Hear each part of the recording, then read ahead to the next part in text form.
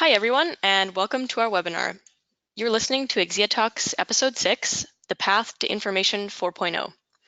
I'm Sydney Jones, Head of Marketing Communications here at Exiasoft, and I will be your host. Exia Talks is a webinar series that covers data, agile document management, localization, Exiasoft's very own CCMS, and more. Episodes are released periodically and cover a wide range of topics in the telecom industry. So if you've listened to our webinar before, you know the housekeeping details drill, but for those of you who are tuning in for the first time, welcome. There are a few things that you should know. First off, this webinar is being recorded, so we'll be sending you a link to the recorded version about 1 hour after it airs. You can share it with colleagues who weren't able to make it today. If you're wondering if we can hear you, don't worry, we can't. As audience members, you are muted. And finally, if you would like to ask a question during the webinar, please type it into the questions section of your control panel in the upper left-hand corner of your screen. We will answer these during the Q&A session at the end of the presentation.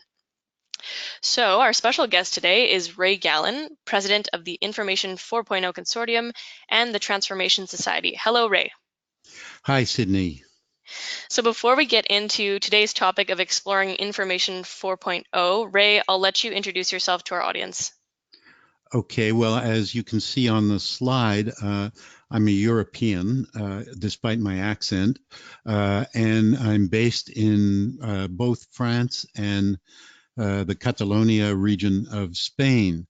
I've started a small company called the Transformation Society and also helped to found the Information 4.0 Consortium, which I'll explain a bit more about in just a moment.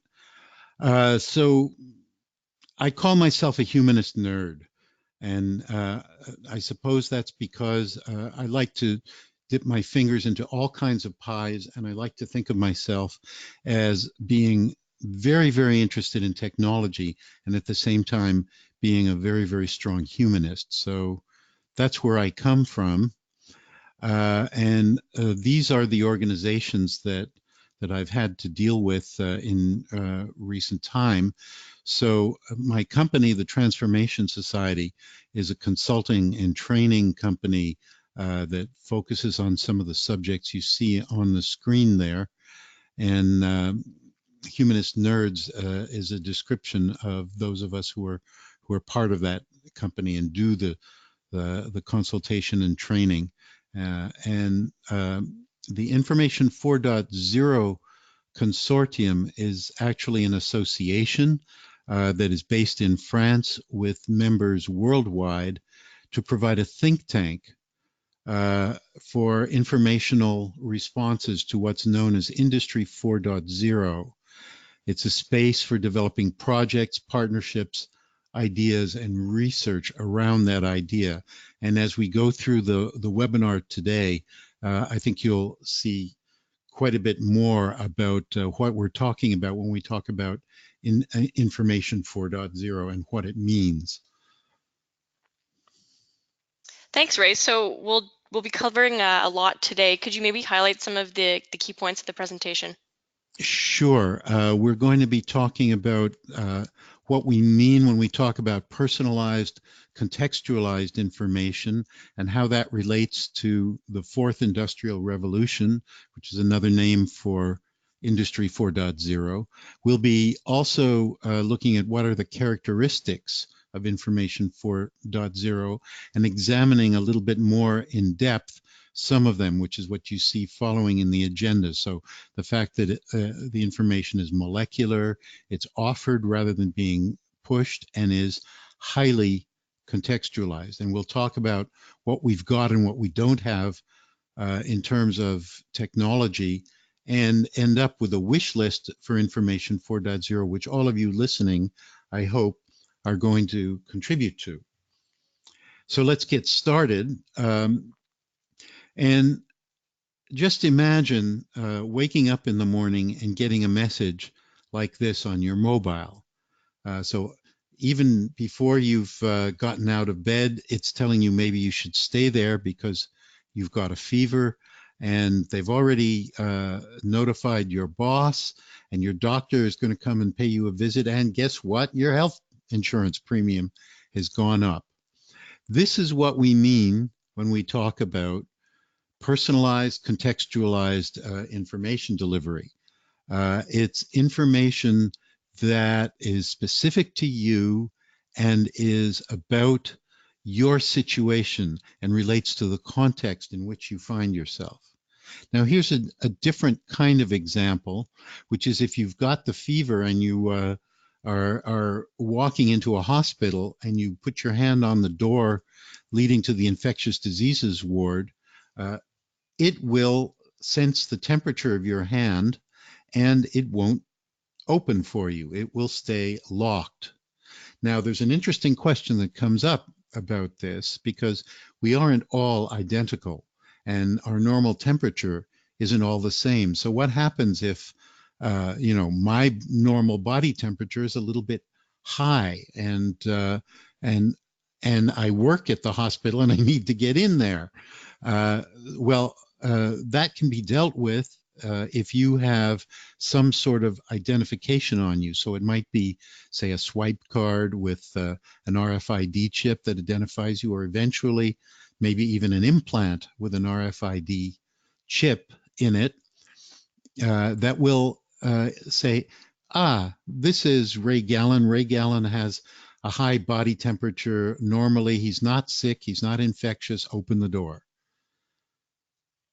Now, here's an interesting question. What's the difference between these two types of personalization that I've just shown? Give you a moment to think about it.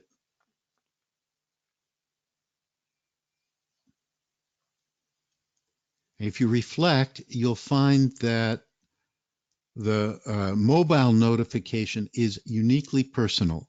It is not generalizable to anyone else.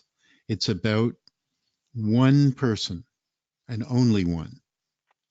Whereas the doorknob, the sensor in the doorknob is in itself relatively stupid.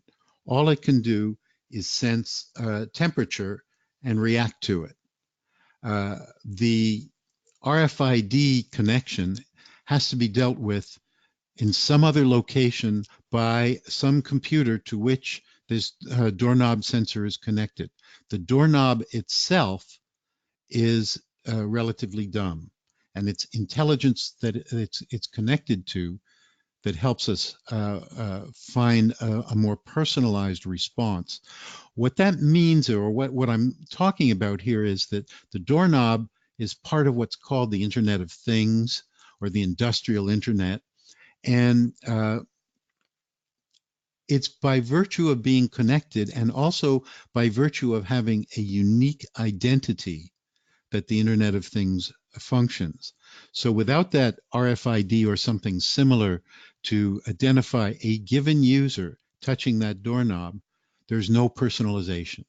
There's only personalization when we know exactly who's there.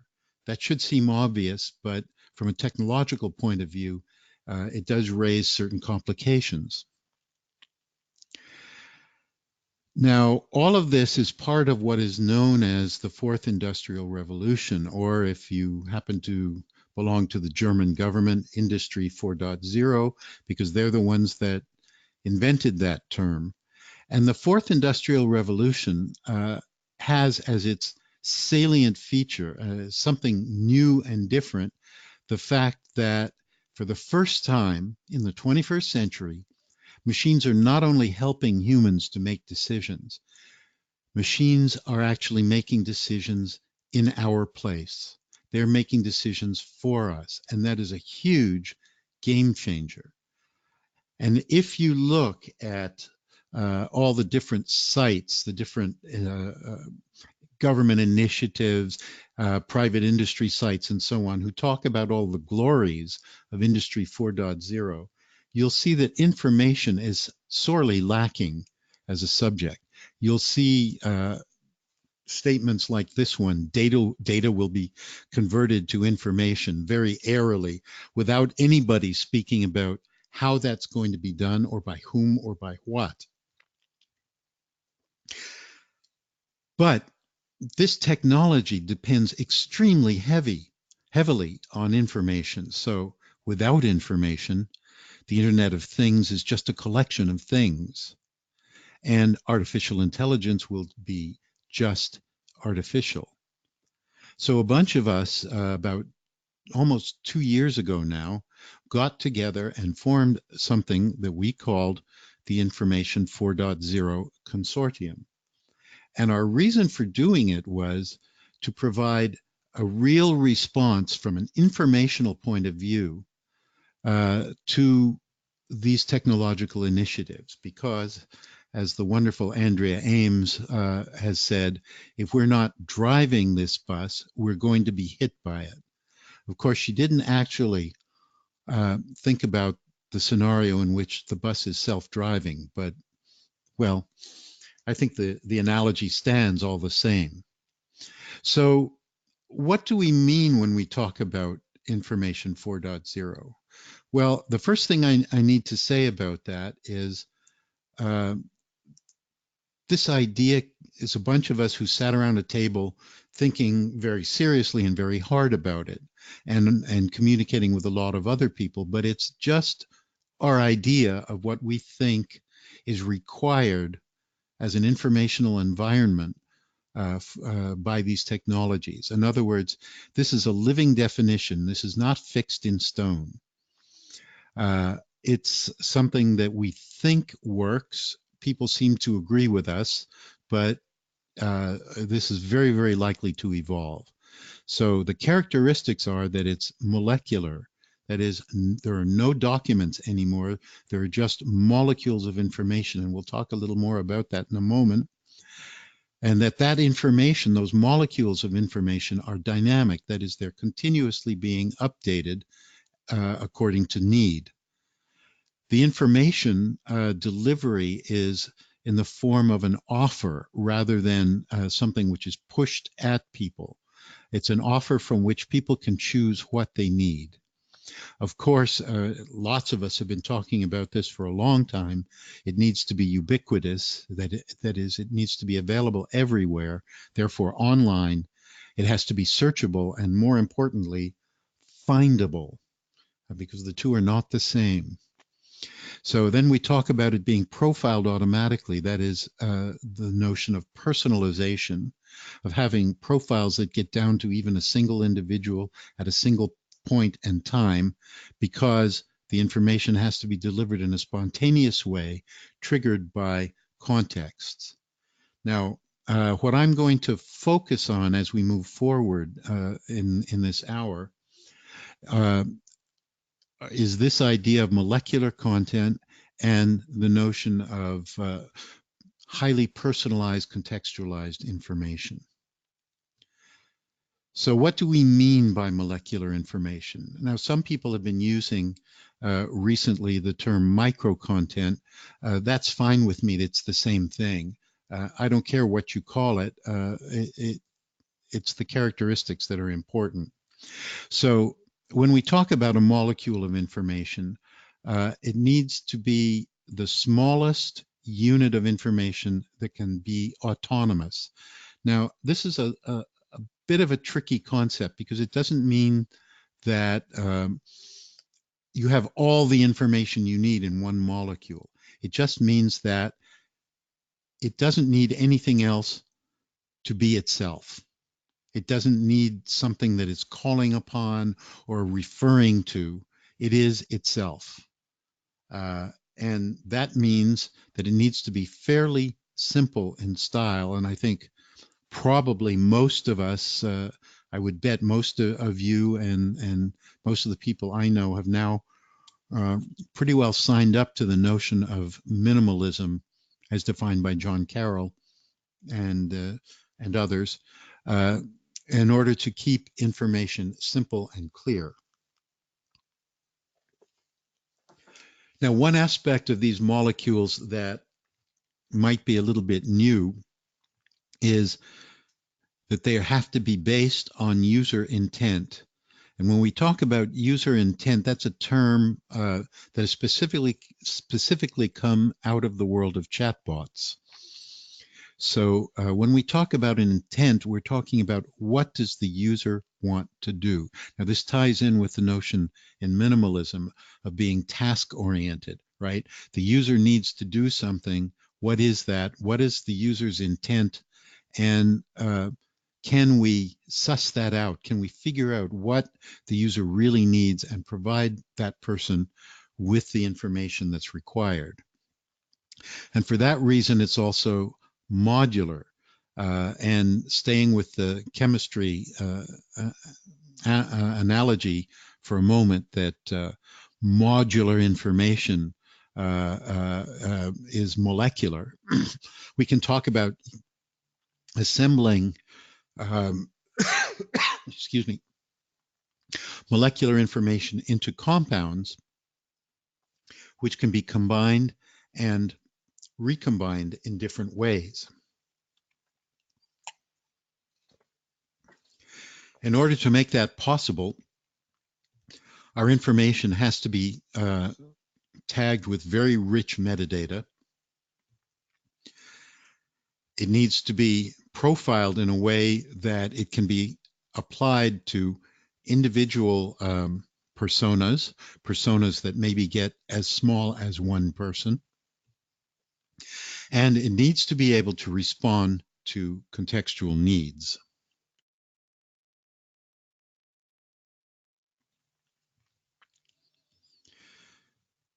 So now a question that is likely to come up, I think, is, can DITA do this? Well, the first question I would ask is, does it need to? We can probably get molecules out of DITA topics because a DITA topic is much too large to be a molecule. But if you think about it, probably in, say, 80 to 90% of cases, an element from a DITA topic would probably conform to what we would call a molecule of information. Now, whether it has all the other characteristics of an information molecule is another question. Probably, if it doesn't, it could be made to have them. So we could use DITA to get information molecules. At least that seems to be the case. And in the Information 4.0 Consortium, we actually started a proof of concept together with Adobe to see whether we could get information molecules in and out of their repositories. We never got far enough with that project to really come to a clear answer, but it would seem that yes. And of course, if you can do it with one DITA repository, you should be able to do it with any DITA repository. But there are questions about how we get molecules of information into and out of all kinds of structured content. Besides DITA, there's of course S1000D, which is very, very prevalent in parts-heavy industries like aeronautics, aerospace industry, trains and other transport, and so on. And of course, a lot of us have a lot of legacy information stored in various kinds of unstructured content. And how do we get information molecules in and out of that kind of content? I'm afraid the answer for the moment is we don't know yet. And that's something that we do need to think about. However, what I can say is that the coming of this Industry 4.0, which basically is represented by the Internet of Things and artificial intelligence and other related technologies, augmented reality, virtual reality, and so on.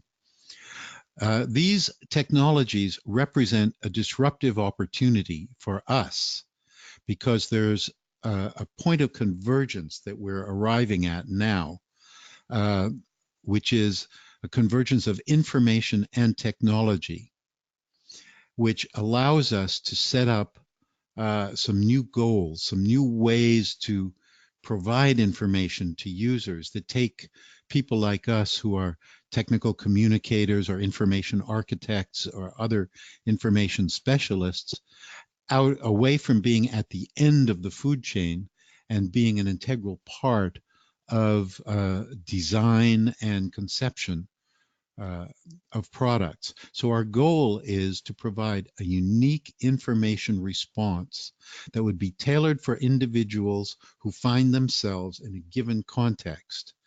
And the tricky part of that is that we need to be able to predict what we need in the future, even though we have no idea what that future might be. So that means that we have to have a very kind of open idea about that future and a very open vision of where we go next, so that we can allow for all kinds of possibilities that we haven't been able to foresee. One of the ways in which, from a content point of view, we can do that is by forgetting about, as I said earlier, documents as static objects, and maybe even as fetish objects, as a kind of meta information object, and just look at the fact that the way that we get knowledge most of the time, most of us, we go out to a search engine somewhere, and we might get a very highly advanced bit of information to respond to an immediate need that we have right now, without having a whole set of background information that we might have gotten if we had acquired this information in the more traditional linear sense of, say, reading a textbook or something like that. So we all have gaps in our knowledge. And we need to have a way as information providers to help each user fill the specific gaps in her or his knowledge without knowing enough to know this person has that gap and that person has the other. And the way that we can do that, or one way that we can do it anyway, and it's the way that I personally favor, is by providing information to people in ontologies. Uh, Domain-specific ontologies are not that difficult to build, and they allow us to provide a nice offer. Now, the illustration that you see on the screen comes from an application which sadly has closed down.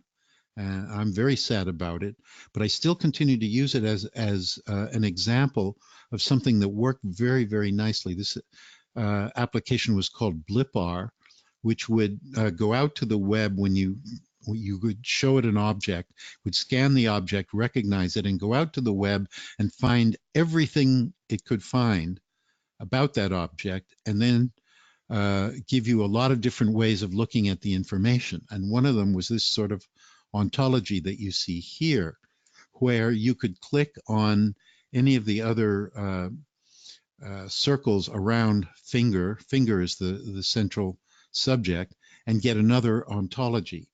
And one of the advantages of having the ontology is that it, besides providing this kind of offer of information that allows us to select what we think we need, it's also a way to avoid the digital bubble. Because as we go forward with more and more artificial intelligence, using big data to do statistical analysis on what we know or what we like or what we think we know, there will be a tendency to create more and more of a bubble in which what we get will be limited to a very, very narrow set of preferences that we have expressed earlier on. And the element of surprise might disappear. But if we have well-constructed ontologies, that will help us avoid that problem and keep the element of surprise. For example, in this ontology about the finger, you see amputation. I personally understand the relationship, but I also find it surprising that it would show up there. So that's an example. And they help us, ontologies, also get the right scale for this information offer. That is, enough information that we can find what we need, and not so much that we become overwhelmed, as can happen with a multi-million results search engine set of pages. So how does this happen? How do we get this selection that gives us a personalized offer?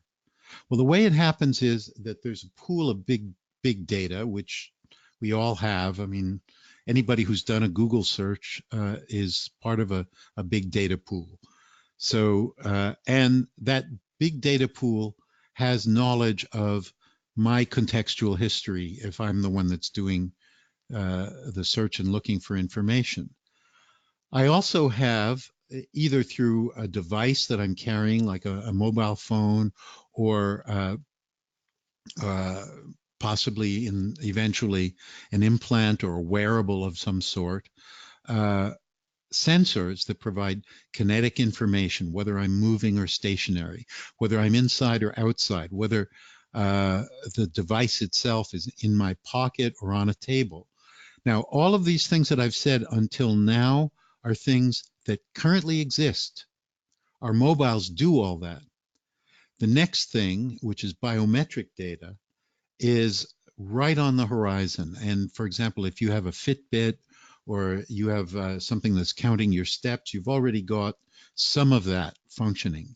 But there's going to be a lot more. And some of it is going to use either data of the type that something like a Fitbit can collect to compute your emotional state, say from things like pulse rate or perspiration, body temperature, and so on, or using facial recognition. Now, the image that you see with all the faces comes from the website of the Affectiva company, which has a software development kit that claims to have over 7.5 million faces in its database from all different ethnicities, genders, and so on. There is some controversy as to whether facial expression is universal or culturally determined.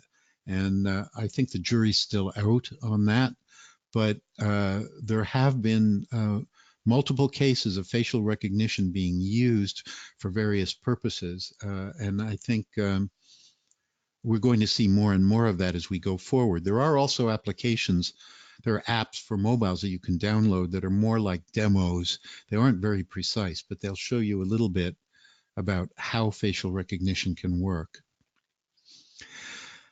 All right, then how do we deliver this contextual information? Well, again, there is some existing technology.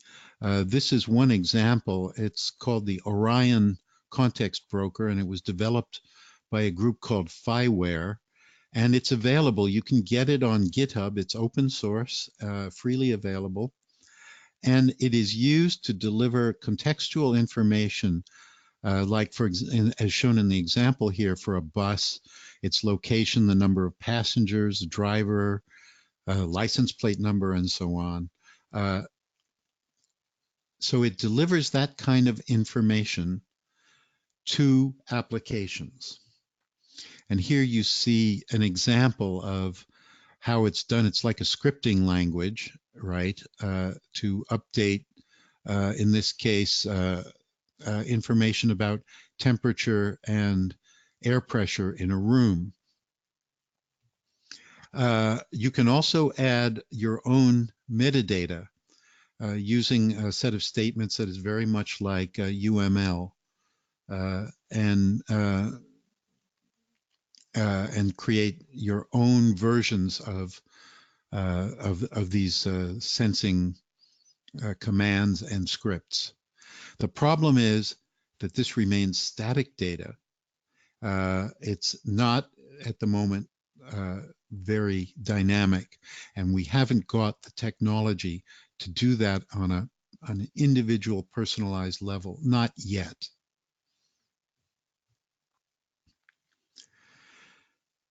So we arrive at a set of questions, and the set of questions is, what are we missing? What do we need to get in order to arrive at this utopia of personalized, contextualized molecular information. Well, I mentioned earlier that getting the content in and out of molecules can be a problem.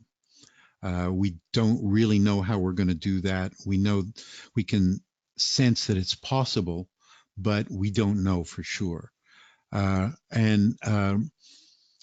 We could also ask, does all content need to be molecularized? Maybe some things really don't need to be in that format. Only things that are really dealing with constantly changing contexts. So how do we determine what needs to be in molecular form, what doesn't?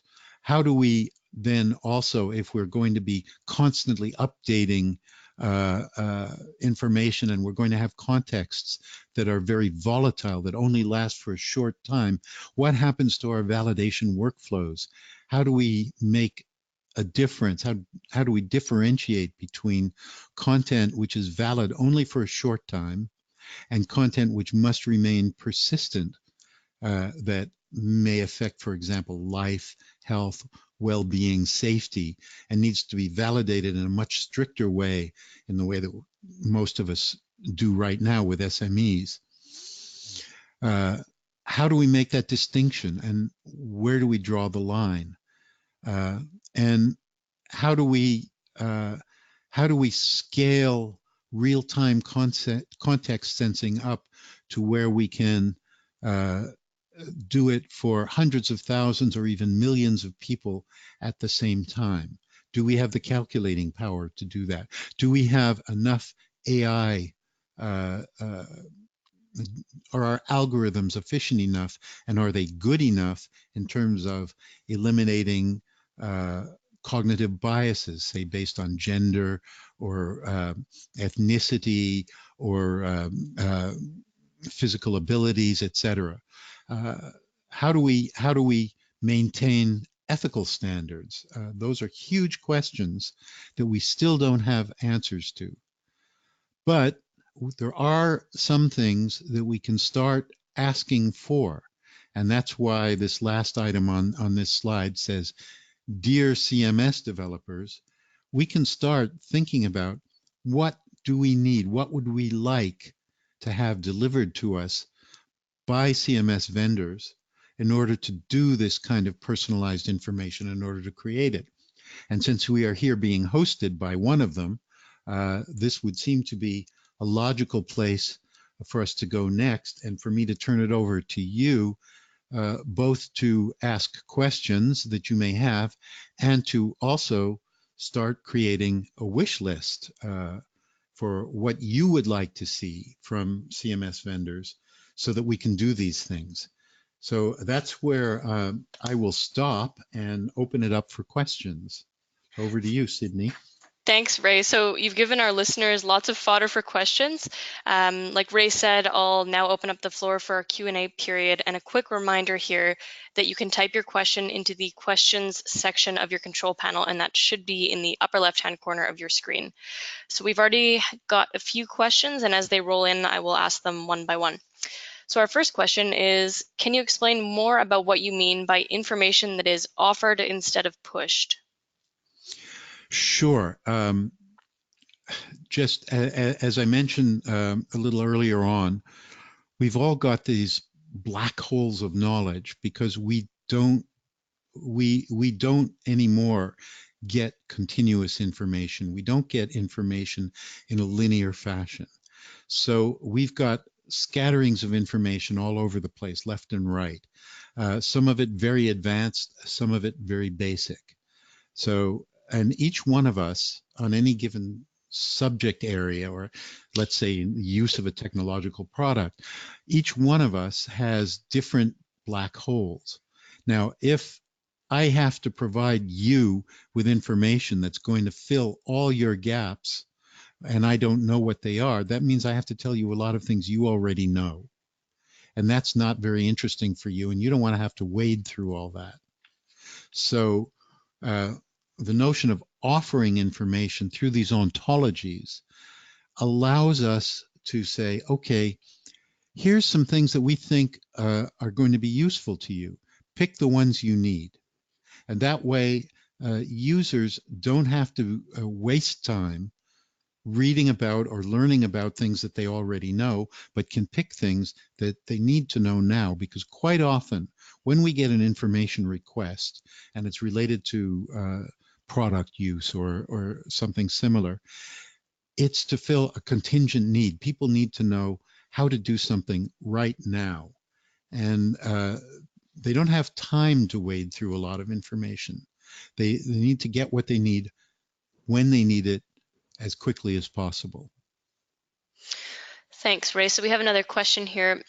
When preparing content and the delivery method, are we not limited by our own understanding of what potential personas and contexts can exist? Sure, of course we are. And that's why we need to gather data. Um, and that's where the big data pool comes in, because what happens is that we learn about the contexts of users as we go. So yeah, probably at the beginning, we might very well not have taken into account all the different contexts. As we go, we will learn more. And that's the advantage of using algorithms that deal with things like deep learning is that they do actually acquire information and knowledge, and they are able to integrate it with what they already know.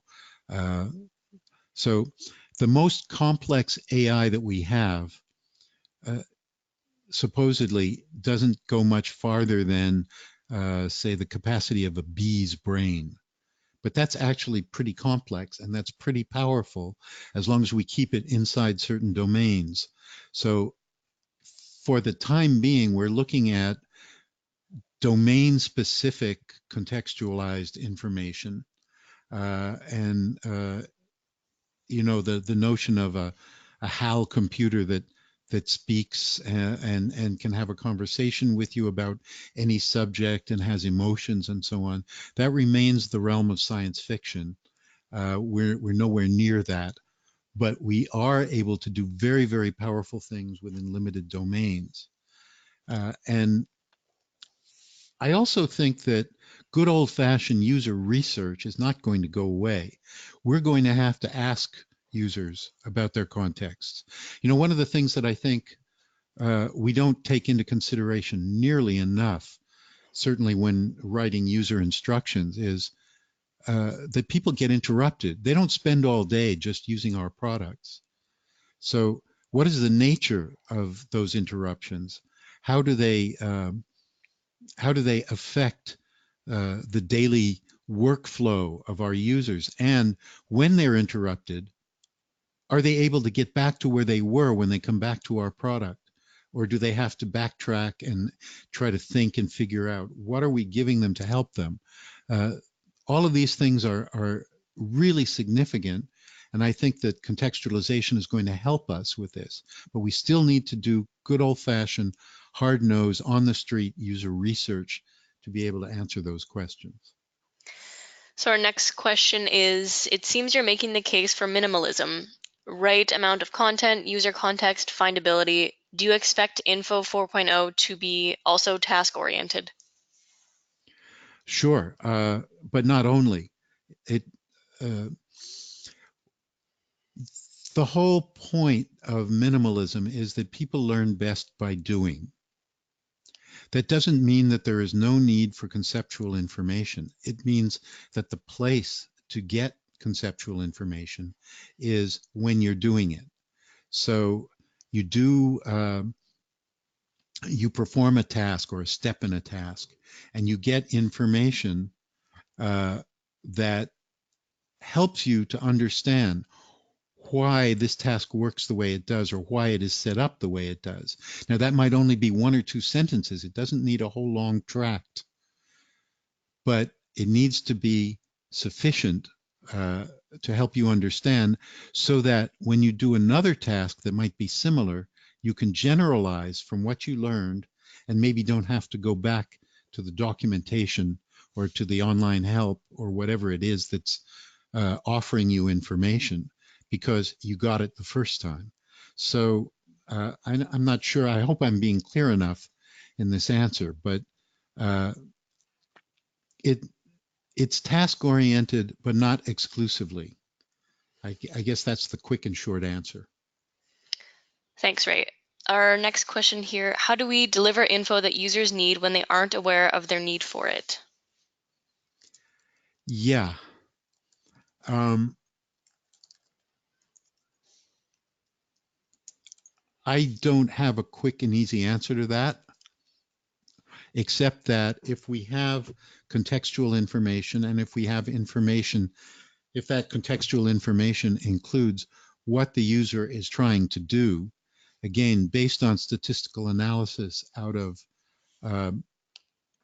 out of big data pools, we should be able to at least have a reasonably good idea. Everybody remembers with a shudder the Microsoft Clippy application, which tried to do that. Um, but it was Clippy wasn't very good at doing it. Clippy made mistakes all the time. You'd be, say, writing a letter, and it would say, "You seem to be trying to write a professional business report. Can I help you with that?" And of course, it wasn't at all what you were trying to do, and it got in your way. So what we need to do is to offer these things in a way that doesn't get in the way of users, but at the same time uh, does fairly accurately anticipate their needs. All right, our next question, why do you think we need personalized information? Why do I think we need personalized information? Um, I think we need it because it seems to be coming whether we like it or not. For one thing, marketers want it because they want to be able to very tightly target uh, uh, the people they're marketing to. And secondly, people seem to enjoy it. People who do online shopping, there are some online shopping sites that, for example, will allow you to put your photograph uh, into a database, and then they'll show you their clothing items on you. That sort of personalization, people seem to like that, and people seem to want it. So, and as we move forward, personalization becomes more important in, let's say, more significant ways than just commerce.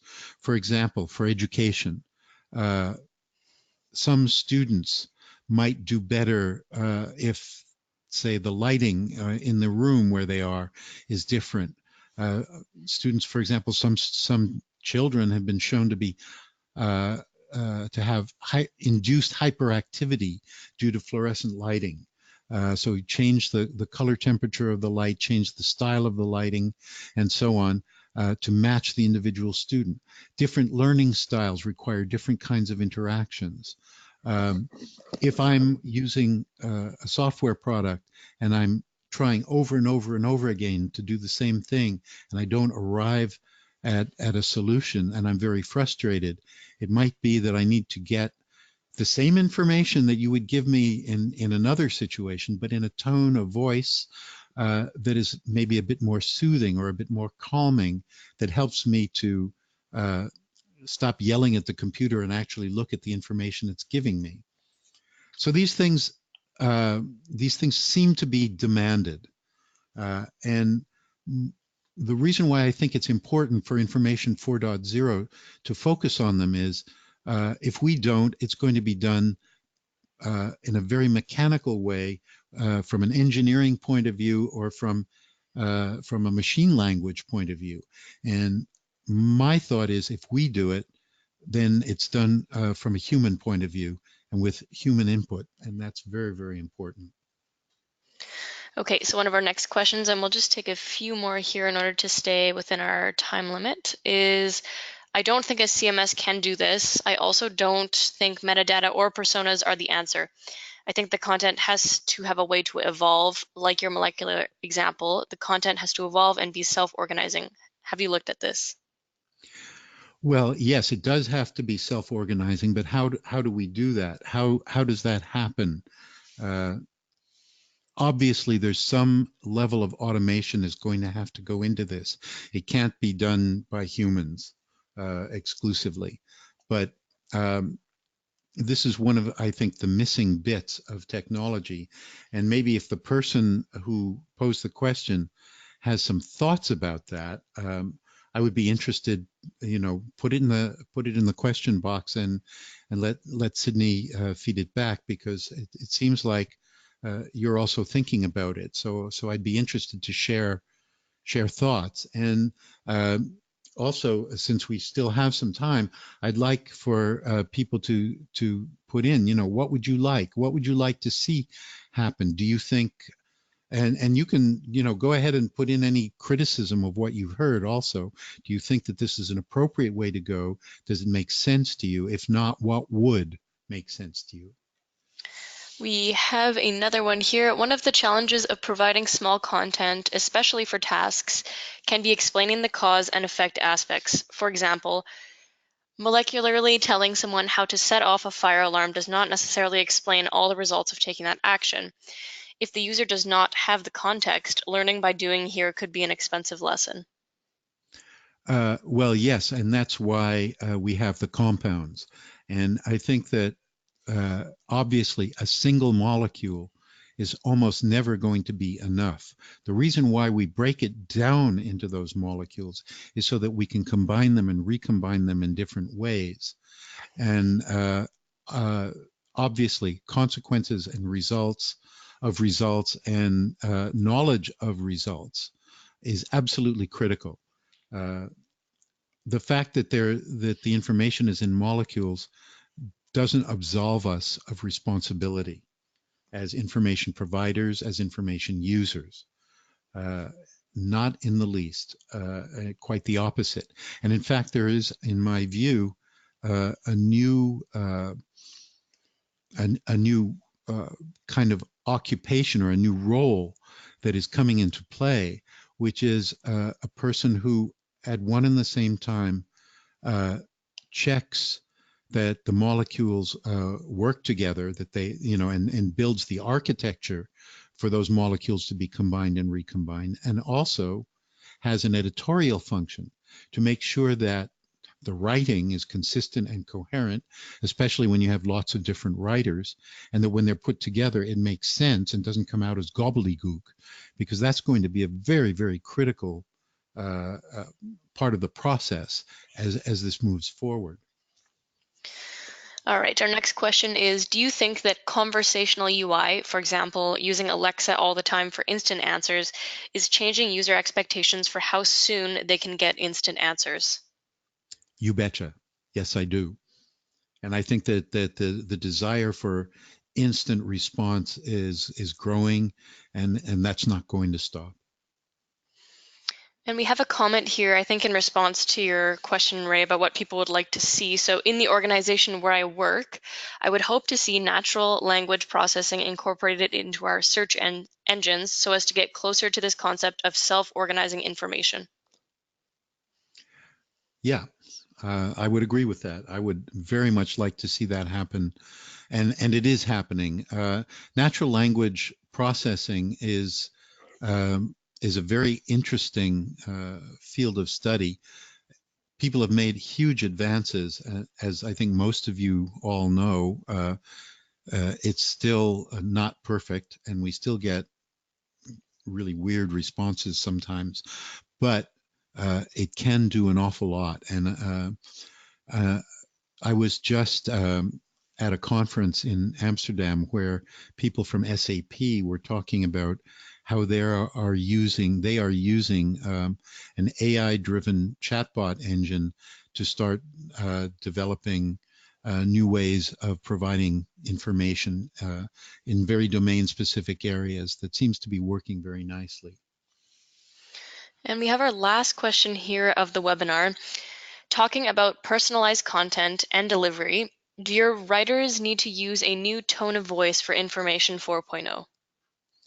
Not specifically for Information 4.0, but for the context. So we might have, say, using something like text conditions, the same information written in 3 or 4 different ways. One way being for conversational interfaces, by the way, and another being for different emotional states of the user, and another for maybe different levels of expertise, because eventually these systems should be able to evaluate the expertise of a given user and be able to then target the granularity of information to that level of expertise. Thanks, Ray. So that's it for questions. And thanks everyone who participated in the questions. It's a really valuable part of our webinar. So we appreciate you tuning in.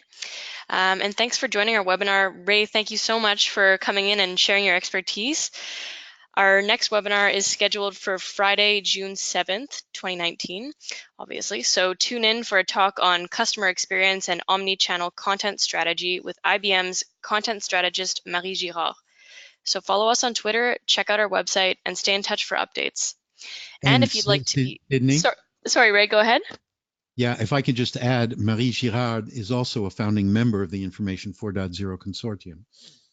Perfect. Thank you, Ray. If anyone would like to be featured in one of our webinars like Marie Girard or Ray, or you have a unique topic idea, please get in touch with us at team.ccms@exiesoft.com. So Ray, thanks again. It was great to have you, and we'll see everybody next month. It's a great pleasure. Thanks, Sydney. Take care.